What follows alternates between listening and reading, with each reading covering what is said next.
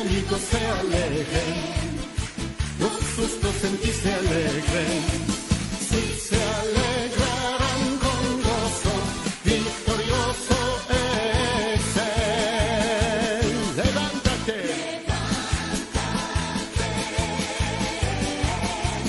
levántate, Señor, levántate, levántate, Señor. Tus enemigos se alegren, los sustos en ti se alegren, si se alegrarán con gozo, victorioso es Él. Levántate, levántate, Señor, levántate, levántate, Señor, levántate, Señor, levántate, Señor. Bueno es alabarte, Dios, y cantar salmos, oh altísimo Señor, proclamando tu fidelidad, día y noche cantaré. La la la, la la la, la la la, la la la, la la la, la la la, la la la, la la la.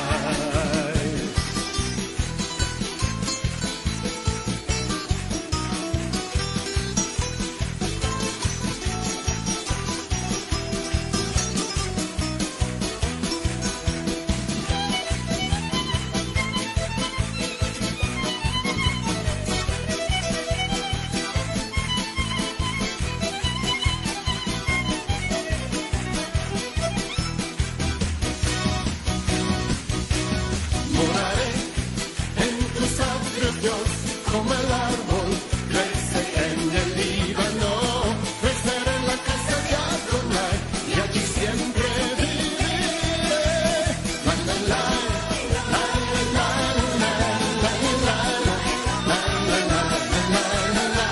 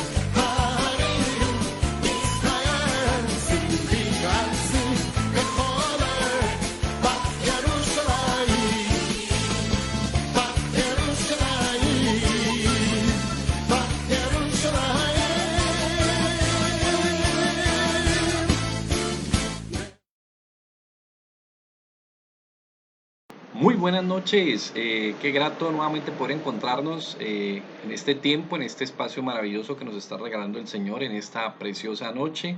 Qué grata oportunidad poder volvernos nuevamente a encontrar, poder nuevamente disfrutar de este tiempo de comunión, este tiempo de integración, este tiempo de unidad a través del cual pues Dios permite por medio de la obra de su Santo Espíritu que podamos nuevamente encontrarnos e integrarnos en medio de la distancia, pero con la gracia y el poder de Dios y sobre todo con esa obra que insistimos una y otra vez unificadora del Espíritu Santo que nos permite estar aquí todos juntos, independiente de la distancia. Él nos hace uno, porque somos el cuerpo y somos una iglesia, estamos afianzados en una sola fe, un solo bautismo, un solo Señor y un solo Espíritu y un solo Dios, obviamente.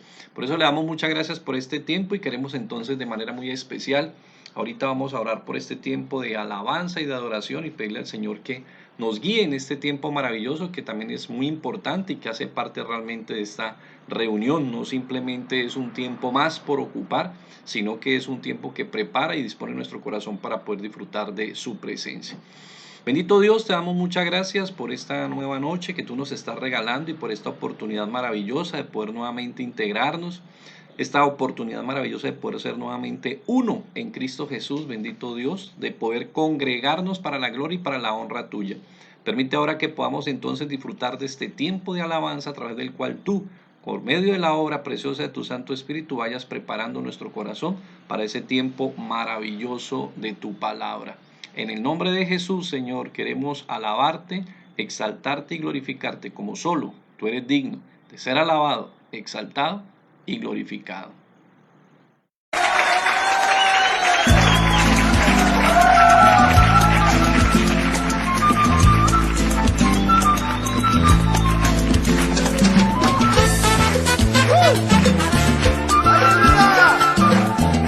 ¡Eres exaltado, Señor!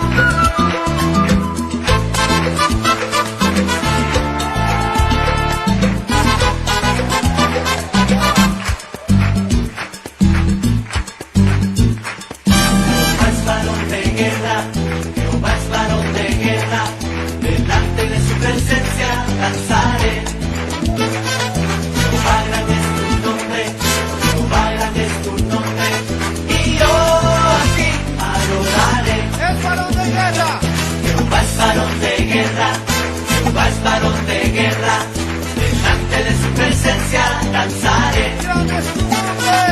Jehová, grande es tu nombre, Jehová, grande es tu nombre, y yo a ti adoraré.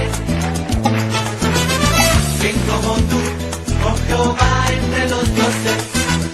¿Quién como tú, magnífico en santidad?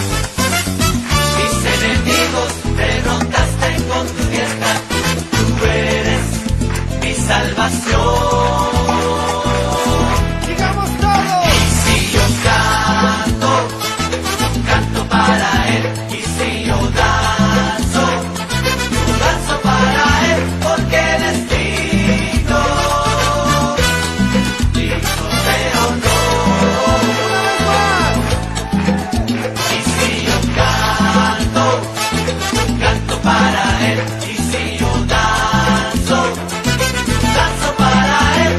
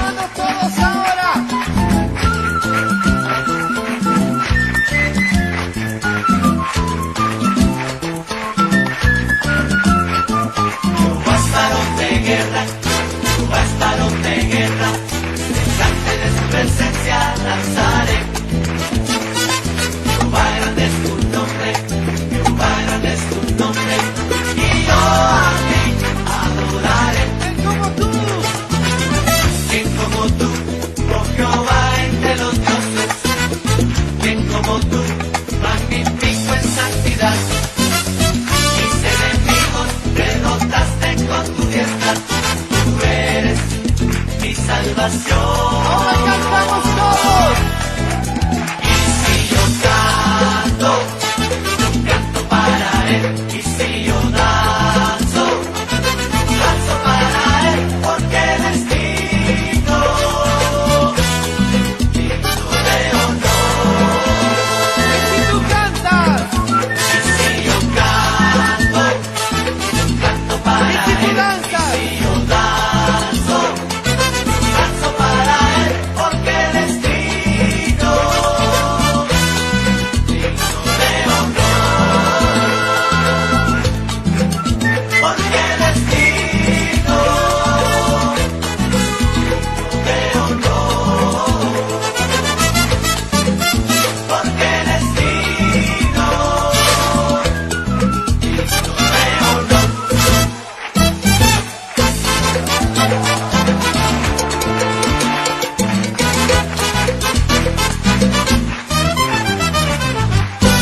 ¡sí, Señor!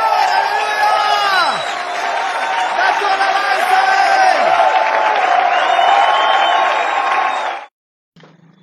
Bueno, agotado este tiempo de alabanza, agotado este tiempo especial de comunión, de exaltación y de glorificación a Dios, pues vamos entonces ahora a pasar nuevamente al tiempo de la palabra. Vamos a pedirle al Espíritu de Dios que nos guíe, que nos enseñe, que nos ilumine a través de ella y que nos permita realmente poder disfrutar del plan y el propósito de Dios, de lo que Él ha preparado, de lo que Él quiere decir a nuestra vida y a nuestro corazón en esta noche.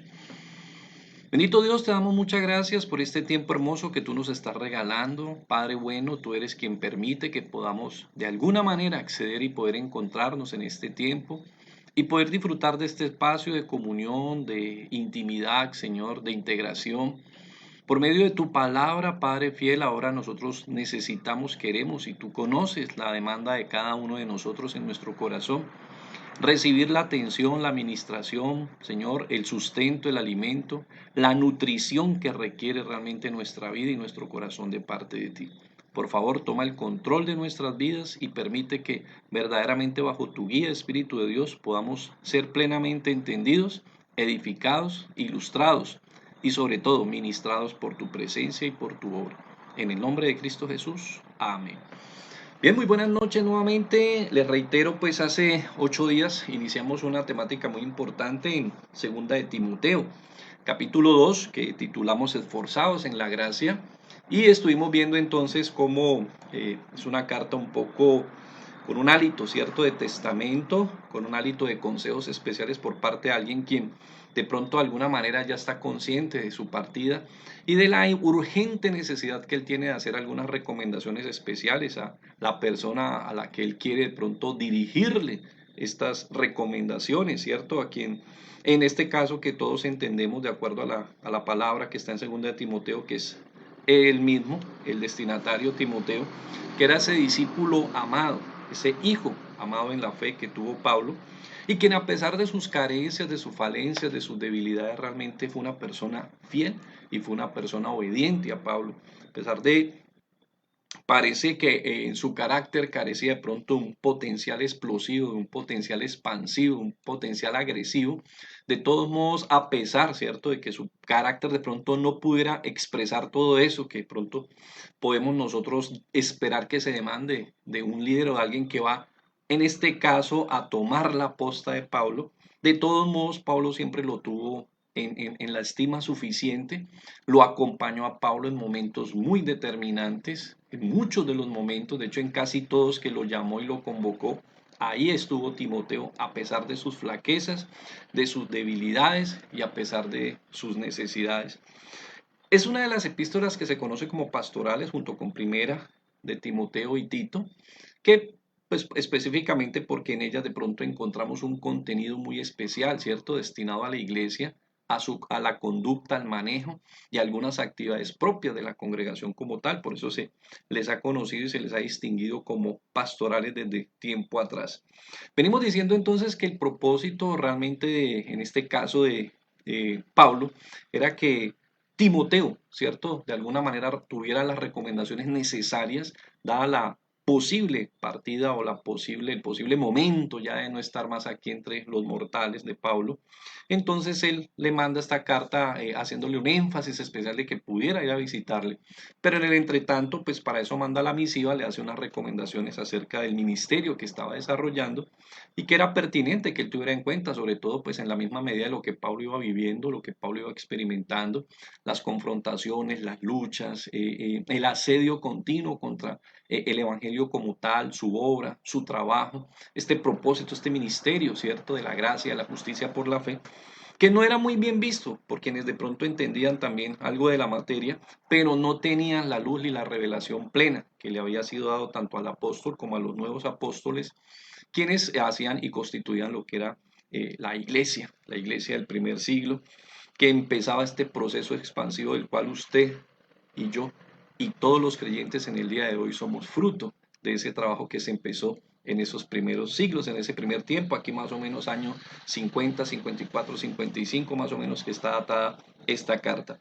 Bien, hace 8 días entonces arrancamos viendo algunos puntos específicos que queríamos compartir acerca de las recomendaciones que Pablo le hace a Timoteo y las encontramos entonces aquí en el capítulo 2, el versículo 1. Tú pues, hijo mío, esfuérzate en la gracia que es en Cristo Jesús. Por eso pues hemos titulado así lo que queremos compartir específicamente en atención a unas imágenes que utiliza Pablo para hacer esa exhortación, esa motivación a Timoteo. Unas imágenes particulares que encontramos ahí, pero que están hablando, ¿cierto? Estas imágenes están siendo como una ilustración, están siendo cumpliendo una función didáctica para efectos de que Timoteo entienda la idea de lo que le quiere compartir en este caso nuestro amigo, nuestro gran apóstol, ¿cierto? Este gran siervo de Dios, Pablo. Por eso entonces, teniendo en cuenta este punto, hemos concluido o hemos entendido, ¿cierto? Que lo que queremos explicar y compartir hoy es las características que requiere un creyente para guardar y comunicar la doctrina de la fe. Entonces vamos a mirarlo de acuerdo a estas figuras. Arrancamos hace 8 días entonces atendiendo específicamente la figura que encontramos aquí especialmente en el versículo 3 y 4 que hacía referencia a el soldado. Entonces se requiere de un creyente para guardar y comunicar la fe, disposición a sufrir dificultades. Y entonces vimos esta figura maravillosa del soldado y entendíamos, ¿no?, que definitivamente pues la vida militar es una vida de limitaciones, es una vida de sacrificios y es una vida de exigencias, de una gran disciplina en este sentido, pero de grandes exigencias, de grandes demandas. Entonces, en ese orden de ideas realmente se requiere que quien está llamado a guardar y comunicar la fe de Dios, este cuerpo de doctrina, estos conceptos, el evangelio, la palabra de verdad, definitivamente requiere estar consciente de que esto hace parte del programa y de las demandas que se requieren. Como segundo punto vimos entonces, ¿cierto? En el versículo 5, veíamos que se requiere de un creyente para guardar y comunicar la fe, disposición a luchar. Y ahí entonces entra la figura del atleta, una figura traída de los distintos juegos que existían en su momento, los olímpicos, los del Istmo y algunos otros juegos muy famosos de este entorno, de esta, más o menos, digámoslo, de esta circunscripción, ¿cierto?, social, en la que de pronto Pablo podía traerlo para que él lo entendiera. De todos modos, recordemos que Timoteo era hijo de un griego y de una madre judía, entonces tenía algún conocimiento de toda esta historia de los deportes y de las contiendas. Por eso entonces se requiere, ¿cierto?, de alguien que desea realmente guardar o está llamado a guardar y comunicar la fe, pues que esté dispuesto a ¿qué? A luchar, a contender. Van a haber muchas refriegas, muchas contiendas, muchas luchas y toca continuamente sobreponerse a muchísimas circunstancias, de hecho, a uno mismo.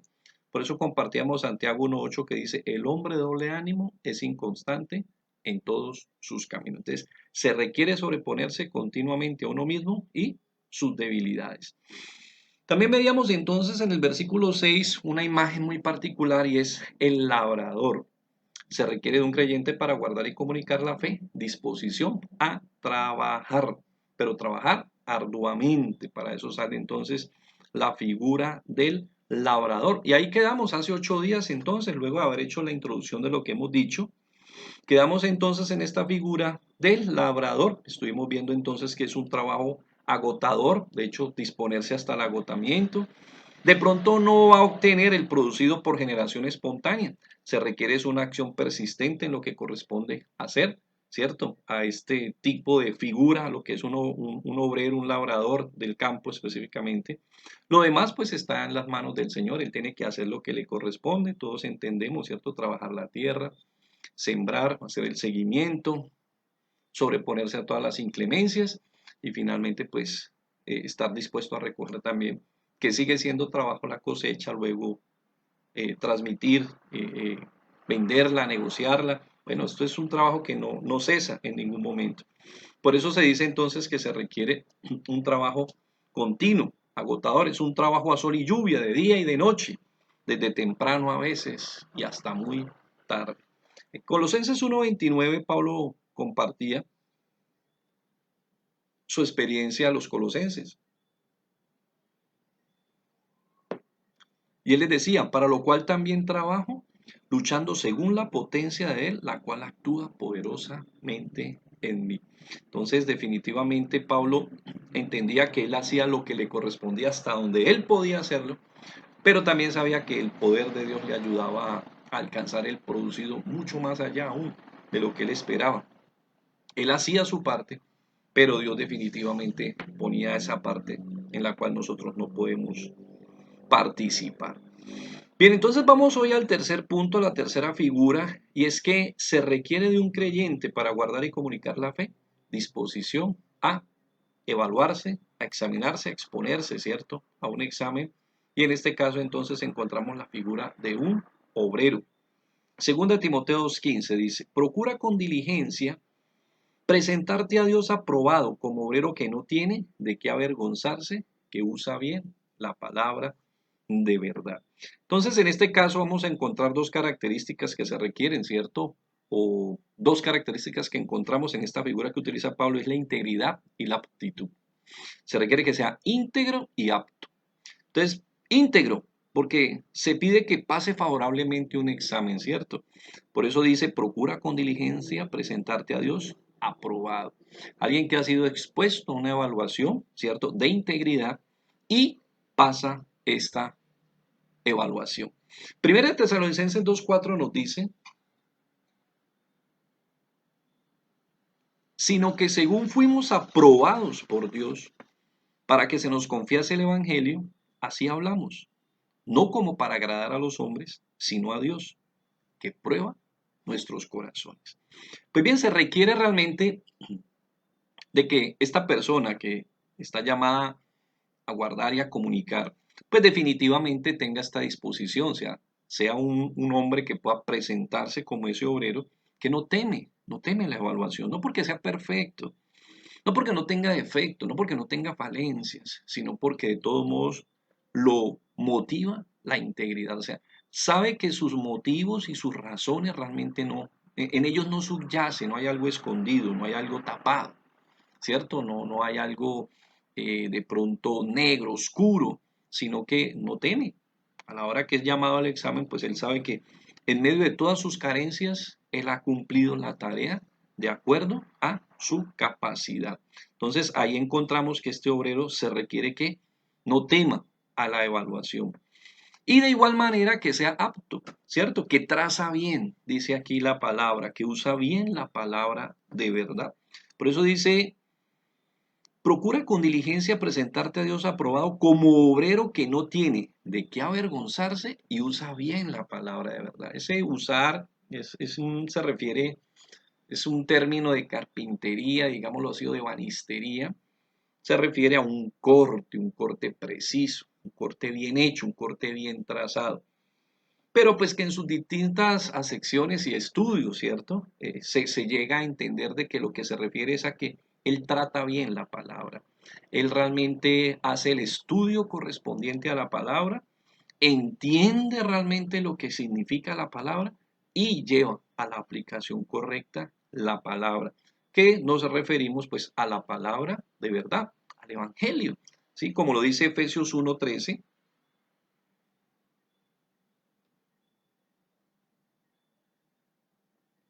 En él también vosotros, habiendo oído la palabra de verdad, el evangelio de vuestra salvación, y habiendo creído en él, fuiste sellados por el Espíritu, con el Espíritu Santo de la promesa. Habiendo oído ¿qué? La palabra de verdad. Esa es la palabra que él traza con cuidado. La palabra que está ahí en las Escrituras. Ese evangelio preciso, esas doctrinas precisas, las traza con cuidado. Las traza con integridad, porque por eso se requiere que pueda, a la hora de ser evaluado, no ser realmente un falso maestro, que lamentablemente es una enfermedad, es una plaga que persigue continuamente a la iglesia y persigue continuamente a la doctrina. El falso maestro, la mentira, la cizaña, el engaño, la tergiversación, como tenía que decir Pedro en su segunda carta, acerca de lo que hacían algunos, ¿no? Con los escritos de Pablo, los torcían, los tergiversaban, porque no los entendían. Y así lamentablemente, ¿cierto? Siguen suscitándose a través de los tiempos y de las edades quienes se levantan a controvertir, a desdecir, a negar y sobre todo a inducir al error a quienes están atendiendo. Por eso se requiere integridad y sobre todo competencia para trazar bien. De pronto no la tenemos a veces por naturalidad, pero tenemos los grandes maestros, tenemos los materiales, tenemos las herramientas. De pronto el carpintero no tiene el pulso, pero está la regla. ¿Cierto? De pronto él no tiene la habilidad para hacer ciertos cortes, pero están las herramientas. Y lo importante es que acuda a ellas y no que lamentablemente de pronto haga una práctica indebida en estos procesos, generando daños escondidos o haciendo daños que pueden ser irreparables. Colosenses 1:5 también, para que terminemos este punto, dice: a causa de la esperanza que os está guardada en los cielos, de la cual ya habéis oído por la palabra verdadera del Evangelio. Entonces, definitivamente se requiere que este obrero, ¿cierto?, sea íntegro con respecto a su vocación en el estudio y en el trabajo, en el guardar y en el comunicar esa palabra, y sobre todo en el trato de la palabra misma, en la manera como la trata, en la manera como él la va a estudiar, ¿cierto? La va a observar, decimos, la va a interpretar y la va a aplicar hablando inductivamente. En 1 Corintios 3:10 quería de pronto aportar algo que dice el mismo Pablo cuando está hablándole a los corintios acerca de la labor que está desarrollando él y Apolos, en este caso, donde él de todo modo está dando presente que la función esencial la cumple ¿quién? Dios, pero que mira cómo de alguna manera Dios da competencias a sus servidores y por medio de ellos entonces él ayuda, ¿cierto? En el trabajo de la edificación, de la construcción, en el trabajo, ¿cierto? Del cumplimiento de la obra. Entonces dice en 1 Corintios 3:10 Pablo: conforme a la gracia de Dios que me ha sido dada, yo como perito, ¿cierto? O perito arquitecto, puse el fundamento y otro edifica encima, pero cada uno mire cómo sobreedifica. En pocas palabras, lo que yo quiero traerles es que esta palabra perito, ¿cierto? Arquitecto, un artesano, por un artesano que está avesado, que sabe hacerlo, un artesano que tiene competencia para hacerlo, no alguien que está improvisando, sino alguien que tiene competencia. A esto más o menos hace énfasis entonces este obrero aprobado, este obrero que de alguna manera, si tú revisas el contexto, ¿cierto? Que está rodeado y está hablando acerca de falsos maestros, de falsa doctrina, de falsos conceptos y de quienes pueden tergiversar, entonces encontramos el hecho de la importancia, ¿cierto? De que este maestro esté debidamente, este obrero, en este caso, perdón, este obrero esté preparado para ser evaluado y para poder poner en evidencia las competencias para poder tratar la palabra y comunicar la palabra. Como entonces, quinto punto, encontramos que se requiere de un creyente para guardar y comunicar la fe, disposición, ¿cierto?, a limpiar su vida, porque se requiere que sea un instrumento útil delante de Dios. Segunda Timoteo 2:20-21 dice: pero en una casa grande no solo hay utensilios de oro y de plata, sino también de madera y de barro, y unos son para usos honrosos y otros para usos viles. Así que si alguno se limpia de estas cosas, será instrumento para honra,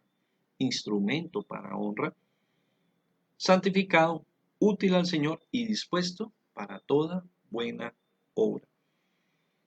Y si usted revisa su casa, es así.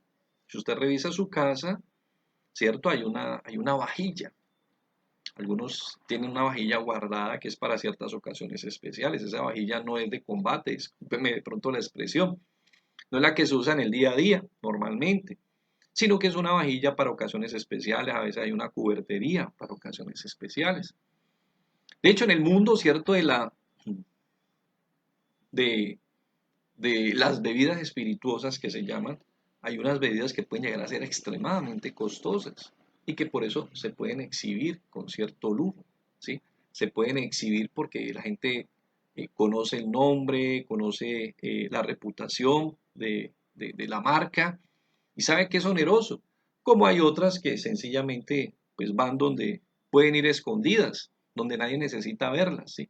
Por eso decía Jesús que pues al principio en las fiestas se servía el mejor vino y luego a lo último el más malito cuando la gente ya está enredada, ¿cierto? Entonces, así mismo acontece en este caso, ¿cierto? De que hay unas, eh, eh, digamos así, algunas marcas muy costosas, muy onerosas, que pues algunos las exhiben, ¿cierto? De acuerdo a su gusto, a su buque, al costo, algunos vinos de un añejamiento, por el tratamiento, pues en toda esta técnica y toda esta especialidad, ¿cierto?, de la enología y el conocimiento, pero hay otras que no. Entonces, asimismo, pues hay una vajilla, hay unas copas, hay unas cristalería que tiene unos costos que son, pero también hay otros utensilios que se utilizan pues para, a veces hasta para cosas ruines, nada más para de pronto contener una gotera, para de pronto tener el agua, ¿cierto?, del trapero.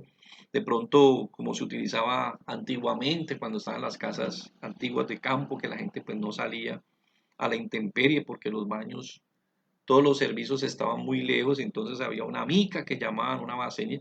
Disculpe, de pronto no quiero ser inescrupuloso, pero hay unos utensilios que son muy honrosos y otros que son para usos pues extremadamente deshonrosos. Entonces, es más o menos la figura lo que quiere aquí traer Pablo, de que pues que quien se dispone realmente será utilizado para efectos, ¿cierto?, de la honra del Señor. Y el énfasis recae no en quienes no conocen de Dios y sí conocen, ni en quienes son malos y en quienes son buenos, no, recae en que se aparte, ¿cierto?, de aquellas personas o aquellos obreros que no aportan, que no edifican, que no añaden, que no suman a tu vida, sino que al contrario te pueden frenar, te inducen equivocadamente. De pronto malos obreros que en vez de estimularte a dar lo mejor de ti, al contrario te frenan para que no rindas en lo mejor de ti. Más o menos hacia allá viene el punto, ¿cierto? Y por eso entonces miremos lo que dice 1 Corintios 5, de 9 al 11.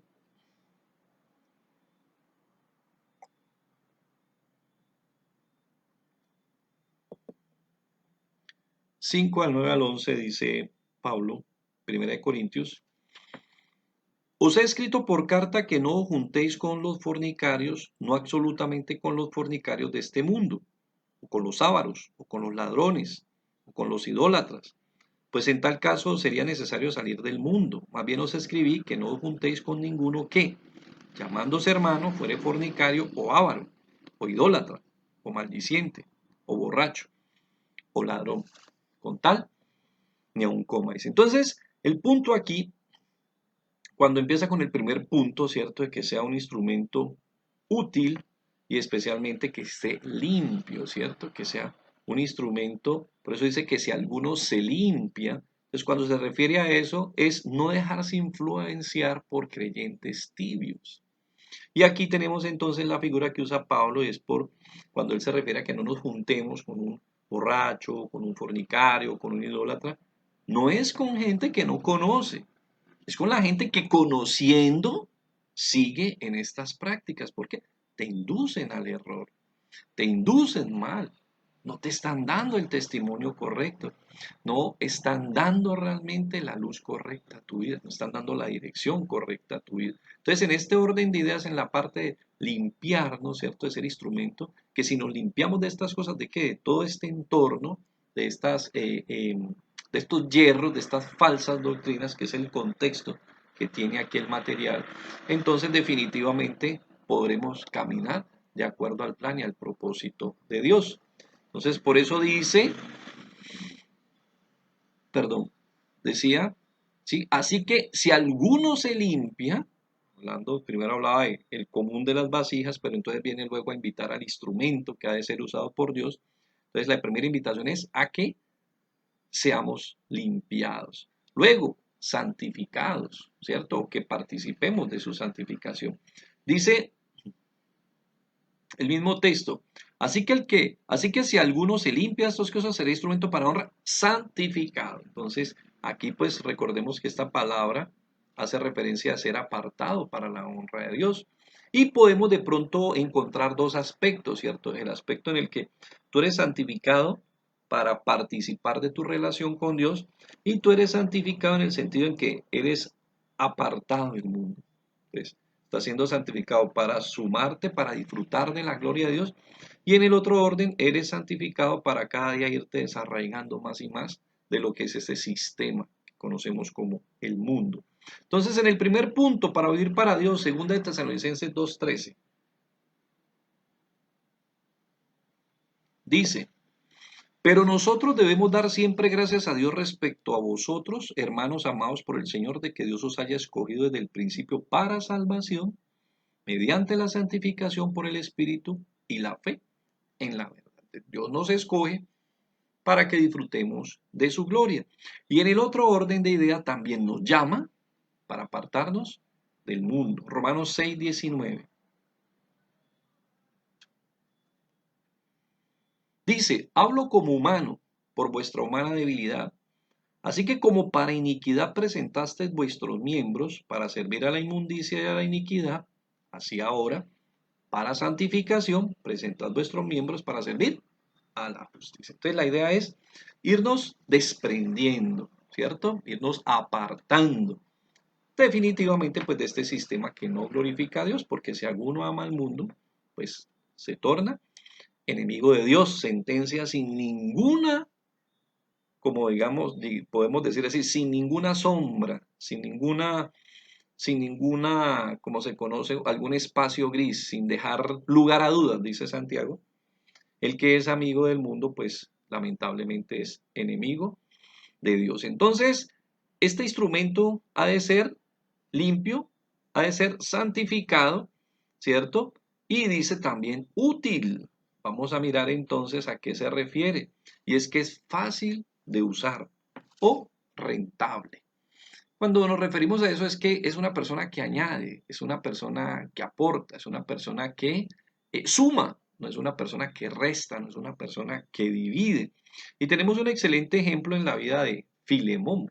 Vamos a Filemón 11, que de hecho hay una historia. Filemón pues era un hombre pudiente, un hombre con suficiente capacidad, de hecho tenía esclavos. Ustedes saben que la esclavitud en este entorno que está todavía el evangelio naciente, pues era una práctica común. De hecho, estudiamos hace algunos días que el imperio romano tenía casi 60 millones de esclavos, porque todos no eran usados para, digámoslo así, para usos eh, bajos o simplemente menesteres básicos, ¿no? Recordemos que dentro de los esclavos había médicos, había arquitectos, habían profesionales, podemos decirlo así, no solo servicio doméstico o servicios de pronto más bajos, no. O bueno, no decir servicio doméstico más bajo, no, pero no solo era el servicio doméstico, de pronto servicios por fuera de lo doméstico que estuvieran dedicados de pronto a algún tipo de extracción, digámoslo así, desestimable. No, dentro de el entorno realmente de los esclavos, pues la mayoría de ellos concebían que si eran el imperio y que si eran quienes eran prácticamente los que dominaban el mundo, porque tenían que desgastarse para cantidad de oficios, cuando ellos podían era dedicarse a disfrutar. Y quienes pudieran dedicarse a eso, entonces habían constructores, arquitectos, médicos, ¿cierto? Científicos, todo lo que pudiéramos nosotros entender, y eran de extracción de esclavos. Entonces, en este caso, Onésimo era un esclavo que tenía Filemón y que en su momento se evadió, y esto era una cosa extremadamente delicada. De hecho, la práctica infería que cuando a él lo capturaran tenían que ponerle con un hierro caliente en su frente la letra, la inicial la palabra, ¿cierto? Que en latín significaba un prófugo, un evadido. Y en este orden de ideas resulta que este Onésimo se ha ido de la casa de Filemón, pero finalmente, estando en la cárcel, se encuentra con Pablo, Pablo lo evangeliza y se convierte. Pablo entonces, dentro de lo que correspondía hacer, después de que sale, le envía y le motiva a que vuelva nuevamente donde su amo, donde él se evadió, pero ya no va como un esclavo, o sea, sigue siendo esclavo, pero le invita a que no sea simplemente un esclavo, sino ya un creyente que puede compartir con ese amo, con ese déspotes, como es la palabra, ¿cierto?, que se refiere a ese señor que él tenía. Entonces, por eso en Filemón 11 le dice, el cual en otro tiempo te fue inútil, está hablando de Onésimo, y Onésimo significa útil, ¿cierto? Pero ahora a ti y a mí nos es útil, realmente ahora es alguien que suma. En su momento cuando él se fugó, ¿cierto? Simplemente significó una pérdida, una resta, una carencia. Y ahora que nuevamente se suma y en Cristo, cuando no sumaba ni aportaba, ahora realmente si viene a ser alguien útil, alguien que sirve, alguien que suma, alguien que es fácil de usar, que tiene disponibilidad para usar. Y como cuarto punto, entonces, ya que hemos visto, ¿cierto?, que este instrumento se requiere que sea limpio, santificado y útil. Entonces, como cuarto, que sea dispuesto, dice, ¿cierto? Ahí el texto, que también tenga esa disposición. Y simplemente esto significa una voluntad y un entusiasmo que se suman, lo cual genera, ¿cierto?, que la persona esté lista, dispuesta, algo que ya está preparado, algo que está a la disposición, algo que está, de hecho, se utiliza cuando se habla de que la mesa está servida, está lista, está dispuesta, ¿cierto? Un reino que ya está dispuesto, un pueblo que está bien dispuesto. Hace referencia a algo que ya está preparado. Entonces se refiere que definitivamente este instrumento esté listico para su uso, no que tenga a la hora que sea llamado, ¿cierto? Para ser puesto en acción, pues esté en obsolencia, sino que esté al tanto en el momento. Entonces, en este orden de ideas, también Pablo hace una alusión muy especial y es que definitivamente el creyente que va a guardar y comunicar la fe requiere, ¿cierto?, esa disposición a que su vida sea limpia, que sea, que pueda sacar de su vida todas esas cosas que restan y que no le permitan realmente ser útil al Señor. Un instrumento eficaz, un instrumento santo, ¿cierto? Un instrumento santificado, un instrumento limpio, santificado, útil y dispuesto. Y finalmente, como sexto punto, se requiere de un creyente para guardar y comunicar la fe, disposición a servir amablemente. Entonces aquí se habla de el siervo, doulos, que de hecho es una palabra que también se utiliza para esclavo, pero en este caso pues Pablo habla de un siervo. Dice segunda de Timoteo 2, 24 al 26. Segunda de Timoteo 2, 24 al 26. Dice, porque el siervo del Señor no debe ser contencioso, sino amable para con todos, apto para enseñar, sufrido, que con mansedumbre corrija a los que se oponen, por si quizá Dios les conceda que se arrepientan para conocer la verdad y escapen del lazo del diablo en que están cautivos a voluntad de él. Entonces hablamos aquí de otra, o de la última figura que hemos sido llamados a tratar, y es que este siervo, ¿cierto?, que tiene su vocación de servir amablemente, ha de ser así, ha de ser amable, apto para enseñar, sufrido y manso. Vamos a mirar entonces cada uno de estos puntos que describe aquí el apóstol. Primero, ha de ser amable. Primero revisemos 1 Tesalonicenses 2:7.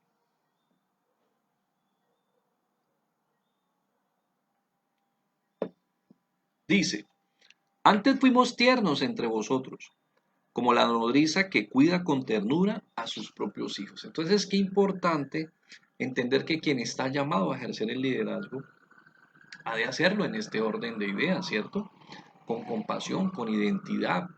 Ha de hacerlo no con imposición, no con dominio, como hacían algunos de estos que llamaban judaizantes o de estos hombres que venían tratando de entorpecer, ¿cierto?, la obra de Pablo.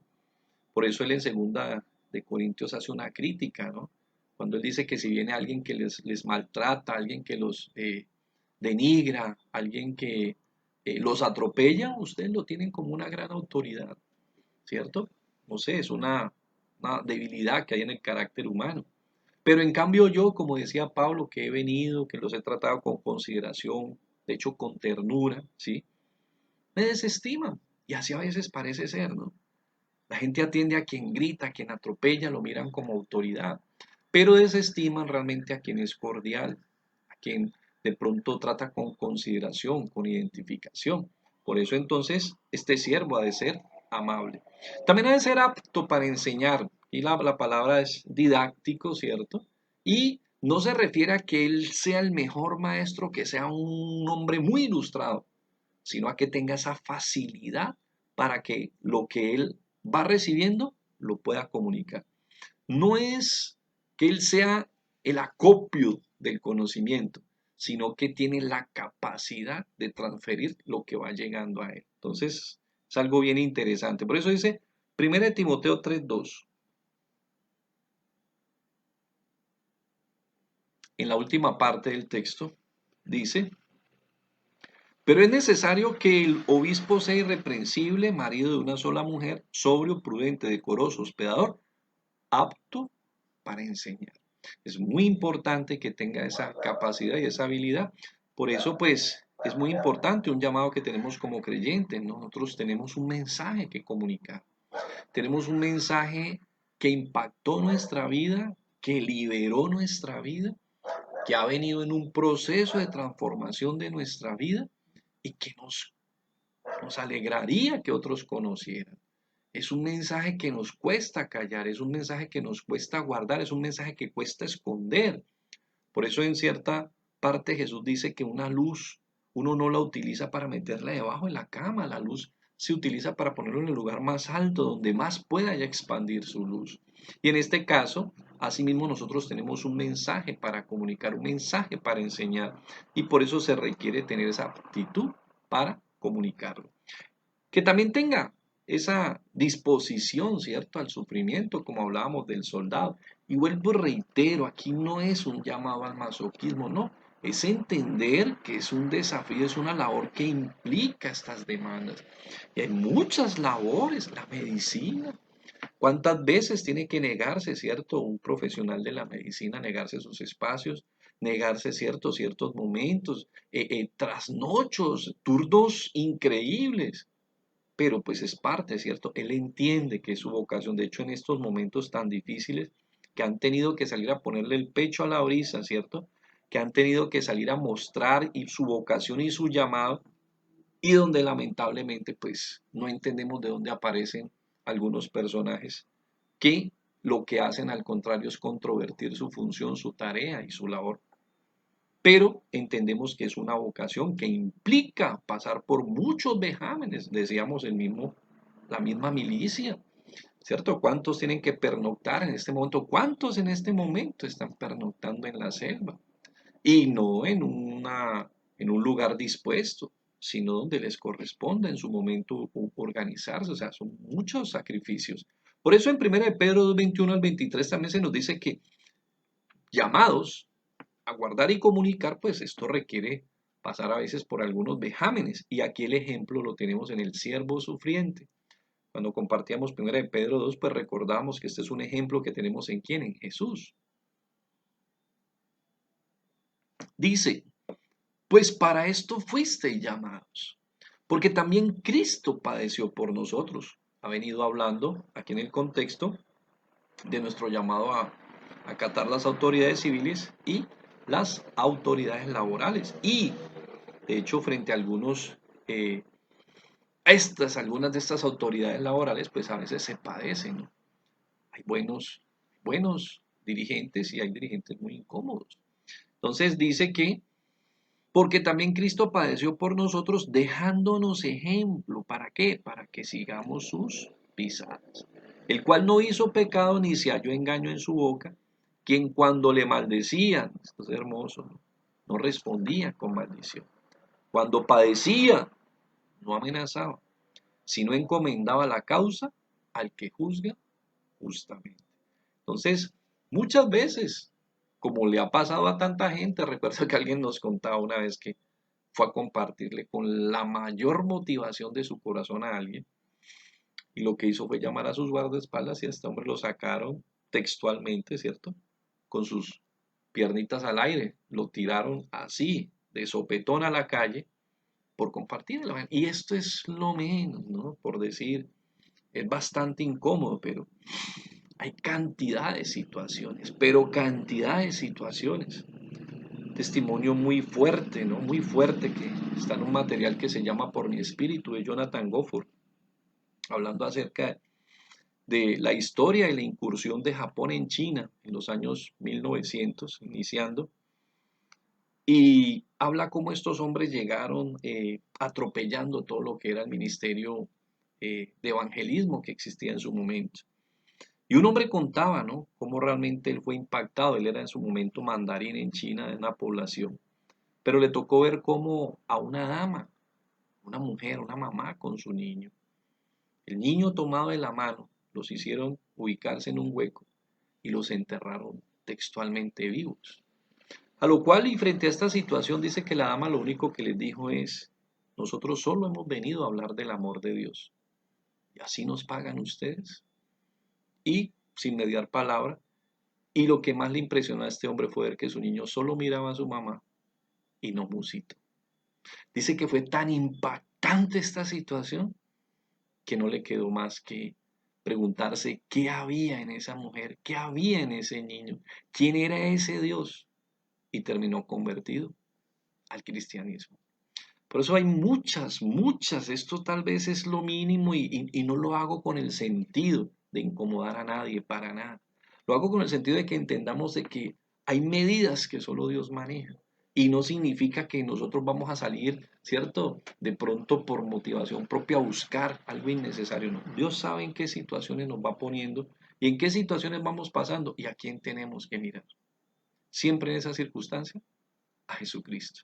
Por eso, para culminar, este siervo se caracteriza porque ha de ser manso. Y prácticamente en este punto se resume toda la característica de este siervo.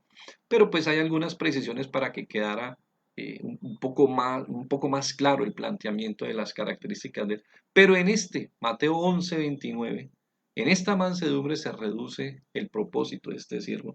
Porque ¿qué es lo que se busca de su tarea? Que quienes resisten, quienes se oponen, quienes se rebelan, puedan de pronto alcanzar el conocimiento de Dios. ¿Y qué se requiere? De alguien que tenga paciencia, que tenga mansedumbre, que los pueda oír y que en vez de enojarse, atropellarlos o devolver el mismo golpe, pueda con consideración tratar de entender sus inquietudes como honestas, como íntegras, y en ese mismo orden de ideas contestarlas. Llevad mi yugo sobre vosotros, dice Mateo 11:29, y aprended de mí, que soy manso y humilde de corazón, y hallaréis descanso para vuestras almas. Bendito sea nuestro Señor. No hay un ejemplo, no hay un ejemplo que supere a nuestro Rey y a nuestro gran modelo, a nuestro Señor Jesús. Por eso, ¿qué se requiere de este siervo? Que tenga esta característica especial. ¿Por qué? Porque lo que se espera de él es, por eso dice, versículo 25, para que con mansedumbre corrija a los que se oponen, por si quizá Dios les conceda que se arrepientan para conocer la verdad y escapen del lazo del diablo en que están cautivos a voluntad de él.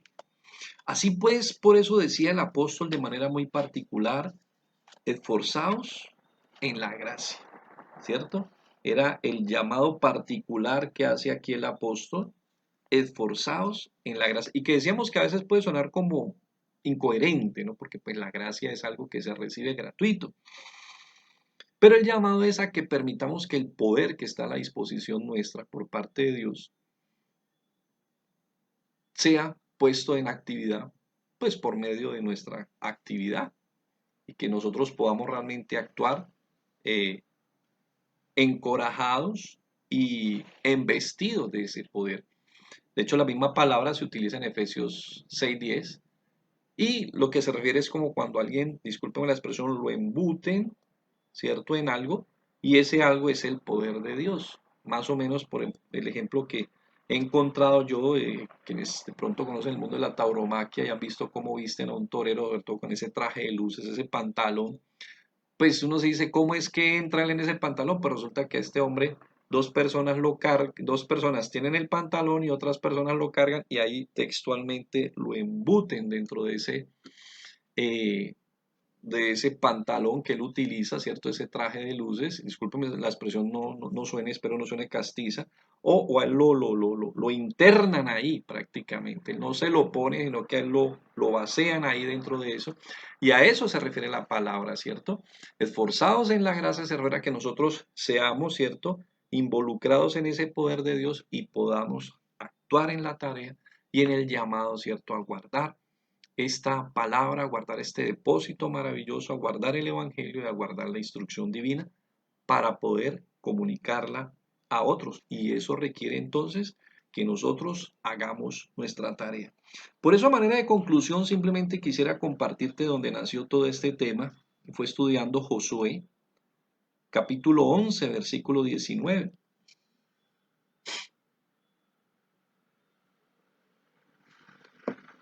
En la última parte, de todos modos dice, no hubo ciudad que hiciese paz con los hijos de Israel, salvo los heveos que moraban en Gabaón. Y concluye, todo lo tomaron en guerra. Y así definitivamente entonces es lo que nos está enseñando y nos está exhortando el apóstol Pablo. Ahí está, ¿cierto?, la tarea, ahí está todo encomendado, ahí está el Evangelio, ahí está el poder de Dios, ahí está el llamado que nosotros tenemos.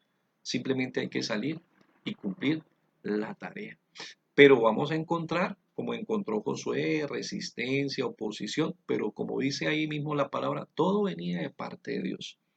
Porque así dice, porque esto, dice el versículo 20, vino de Jehová, que endurecía el corazón de ellos para que resistiesen con guerra a Israel, para destruirlo y que no les fuese hecha misericordia, sino que fuesen desarraigados, como Jehová le había dicho a Moisés. Y asimismo entonces en ese orden de ideas siempre habrá oposición para que nosotros no tengamos componendas con el enemigo, para que nosotros no tengamos componendas ni con el mundo, con el diablo, ni con la carne. Sencillamente tengamos clara realmente cuál es nuestra posición y tengamos claro nuestro llamado, porque ahí van a estar siempre resistiendo, oponiendo, ¿cierto? Van a estar continuamente levantándose en contra de aquellos que están llamados a hacer la tarea. Pero ¿cuál es la invitación entonces de Pablo frente a todas esas situaciones? Esforcémonos, que el poder de Dios nos envista y entonces cumplamos la tarea que nos corresponde, la obra a la que hemos sido llamados de guardar y comunicar esta palabra liberadora, sanadora, transformadora y poderosa.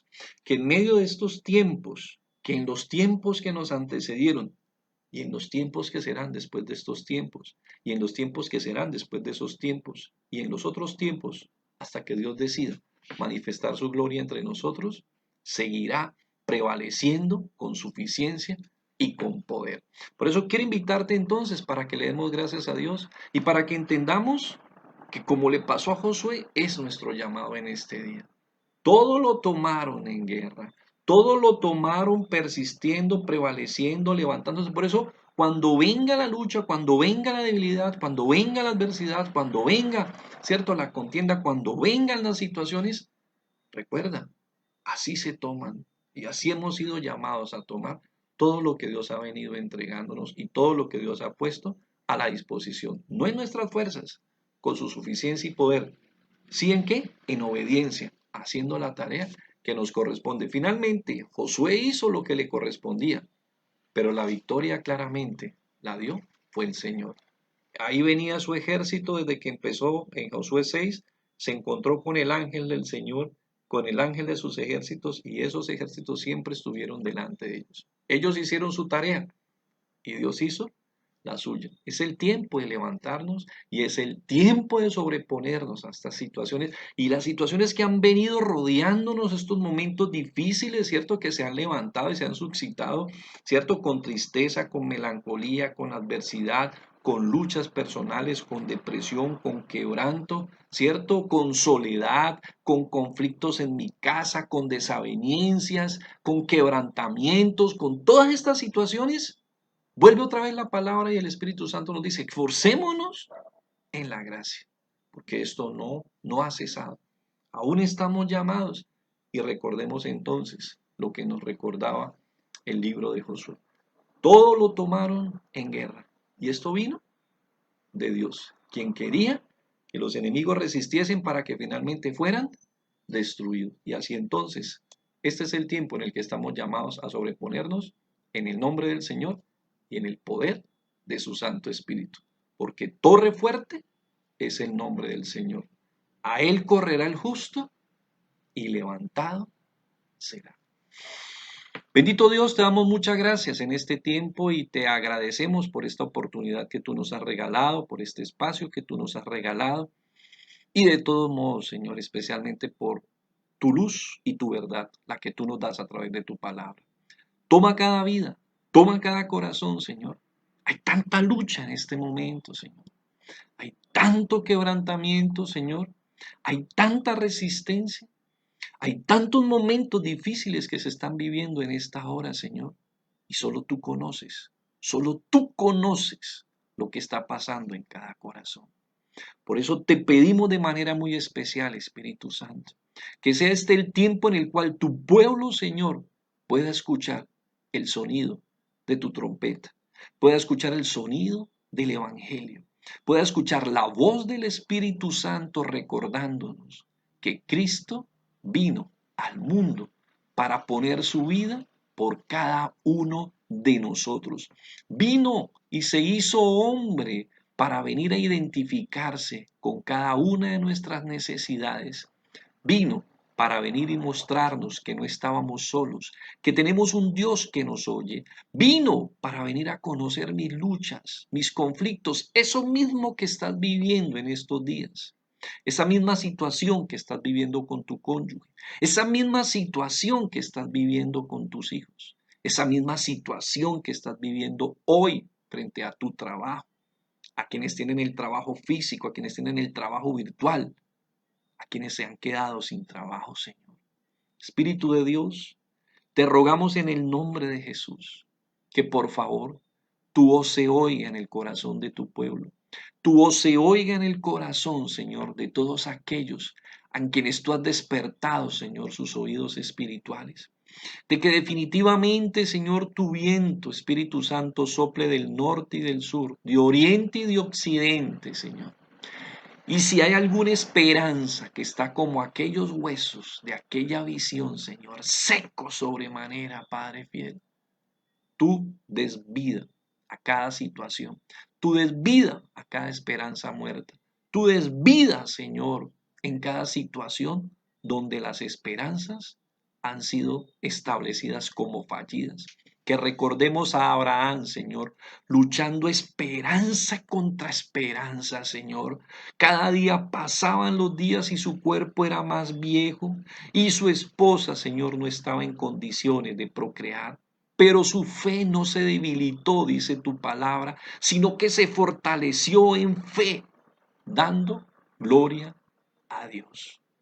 Por eso, Espíritu de Dios, permite que en este tiempo, por medio de tu luz, de tu gloria, de tu obra, de tu palabra, de tu acción, podamos entender que el llamado no es a ceder, no es a rendirnos, no es a huir, no es a claudicar, no es dejar mi casa, no es dejar mi cónyuge, no es sencillamente voltear la espalda a mi hijo y decir que es un caso perdido, a mi hija que es un caso perdido, bendito Señor.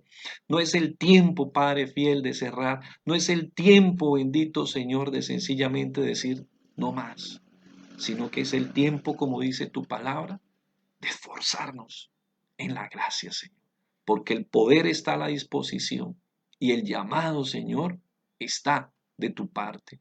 Permite entonces, Señor, que entendamos que así como el soldado, que así como el atleta, que así como el labrador, Señor, que así como el obrero, que así como el instrumento y así como ese siervo, tú realmente nos has llamado para que entendamos que todo esto es parte del programa. Y lo que estás viviendo en este momento, esa lucha, ese conflicto, esa debilidad, ese quebranto, esa circunstancia, se volverá una fortaleza.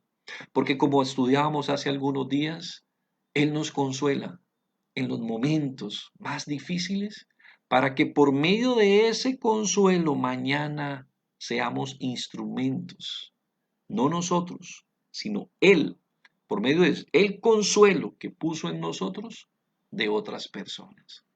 Gracias, Señor, porque lo que estamos viviendo no significa que estamos derrotados, que estamos acabados, que hemos claudicado, que tenemos que ceder, que tenemos que entregar, ni que tenemos que rendirnos. Al contrario, lo que estamos viviendo significa que estamos dentro de tu programa, que estamos, Señor, dentro de tu proceso y que no estamos solos, que tú estás con nosotros, gritándonos, llamándonos, observándonos, Señor, y de alguna manera diciéndonos, esfuérzate, esfuérzate en la gracia, en la gracia, en la obra y en el propósito de nuestro Dios. En el nombre de Jesús, Señor, queremos alabarte, exaltarte.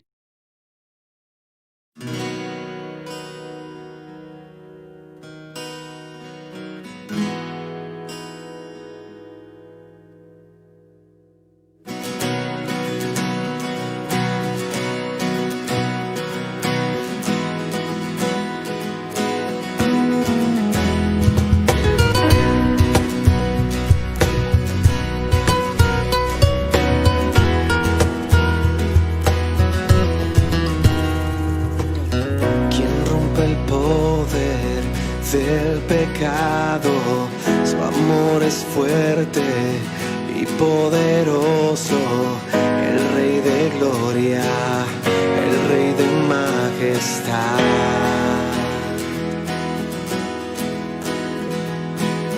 Conmueve el mundo con su estruendo y nos asombra con maravillas, el Rey de gloria, el Rey de majestad.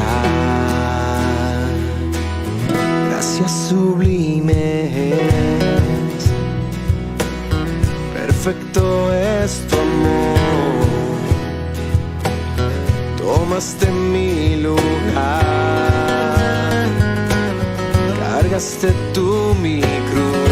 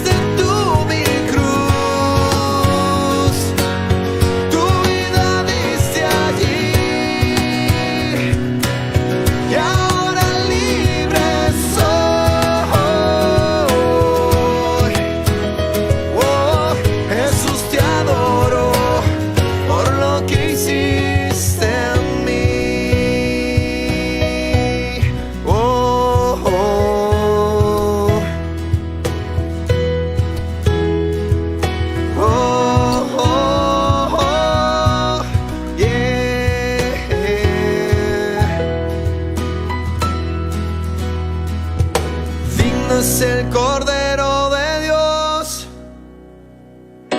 Digno es el Rey que la muerte venció. Digno es el Cordero de Dios. Digno es el Rey que la muerte venció. Digno es el Cordero de Dios. Digno es el Rey que la muerte venció. Digno es el Cordero de Dios. Digno, digno. Gracias sublimes. Perfecto es tu amor. Tomaste mi lugar. Cargaste tú mi cruz.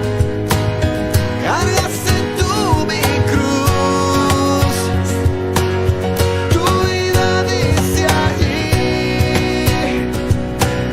Y ahora libre soy. Oh, Jesús, te adoro por lo que hiciste en mí. Oh, oh. Gracias sublimes.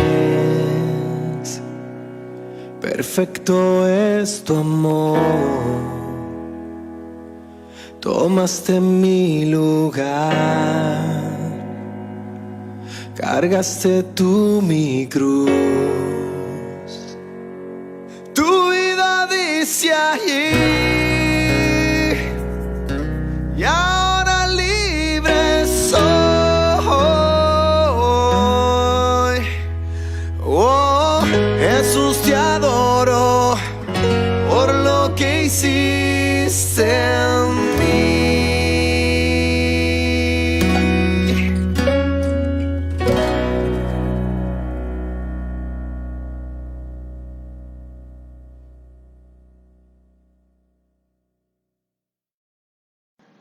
Bendito Señor, te damos muchas gracias por este tiempo hermoso que nos has regalado. Permite ahora que nos podamos despedir como familia. Bendito Padre, muchas gracias, Señor, por cada uno de estos varones, por cada una de estas mujeres, por cada uno de estos jóvenes, por todas estas familias que se han integrado en este tiempo. Yo te ruego que tu paz esté con cada uno de ellos, que tu paz, Señor, esté con su familia y tu paz esté con todo lo que tú has puesto bajo su cuidado y bajo su mayordomía. Señor, bendíceles rica y abundantemente, bendito Padre. Tú conoces nuestra necesidad, tú conoces, bendito Señor, todas las demandas de nuestra vida, porque tú eres nuestro pastor. Tú has dicho que tú eres nuestro pastor y que nada nos faltará. Por eso, gracias por tu provisión, Señor, y gracias porque tú suples la demanda de cada uno de nosotros en el nombre de Jesús. Gracias porque tú cuidas de los hogares, cuidas de la familia, cuidas de tu congregación, cuidas de tu iglesia, cuidas de tu obra, cuidas que el evangelio se extienda, porque tú eres el proveedor para cada una de estas necesidades. Quédate con nosotros en el nombre de Cristo Jesús. Amén, amén y amén. Que Dios les bendiga rica y abundantemente, y no quisiera despedirme sin antes decirle mil gracias, mi corazón completamente lleno de gratitud por todas esas palabras hermosas, por todas esas promesas que dejaron henchido mi corazón realmente de mucha gratitud para con todos ustedes. De verdad que entendí que definitivamente no hay mayor riqueza, que definitivamente, como decía el libro de los Proverbios, cuando tú encuentras la sabiduría, cuando tú encuentras la ciencia y la inteligencia, que todo eso está en nuestro Dios, eso es más que el oro y es más que la plata. Por eso, gracias por cada promesa, gracias por cada palabra en ese día especial en el cual ustedes me acompañaron con sus oraciones, con sus promesas y con sus parabienes. Que Dios les devuelva 1000 veces más de lo que en ese momento se me concedió por la gracia de Dios por medio de ustedes. Que Dios les bendiga, muchas gracias, y de verdad que este sea el tiempo por medio del Espíritu Santo en el que podamos esforzarnos en la gracia del Señor. Amén, amén y amén.